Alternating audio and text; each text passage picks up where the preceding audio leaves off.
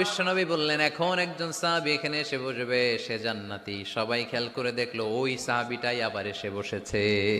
আচ্ছা, এই সাহাবীর মধ্যে যে সাহাবীর ব্যাপারে খুদ বিশ্বনবী তিনবার ঘোষণা দিলেন যে সে জান্নাতি, সবচেয়ে বেশি অবাক হয়েছিলেন সাইয়েদনা আব্দুল্লাহ ইবনে আমর ইবনে আস। মনে মনে ভাবলেন, এটা তো চারটেখানে কোনো কথা না, বিশ্বনবীর অ্যানাউন্সমেন্ট। দুনিয়ার বুকে বিশ্বনবী তিনবার এই আনসারী সাহাবীকে জান্নাতি বলে ঘোষণা দিয়েছে, নিশ্চয়ই এই সাহাবীর এমন বিশেষ কোনো আমল আছে, এমন বিশেষত্ব আছে যেটা আমাদের মধ্যে নাই। যেমন করেই হোক এই সাহাবীর ভেতরের সব খবর আমার জানতে। তিনটা মজলিসে বিষ্ণু ঈসা ইসলাম তোমাকে জান্নাতি বলে ঘোষণা করেছে, তাই আমি জানার জন্য এসেছি তুমি এমন কি আমল করো যে কারণে বিশ্বনবী ঘোষণা দিলেন যে তুমি জান্নাতি। কি এমন বিশেষ আমল আছে তোমার আমার?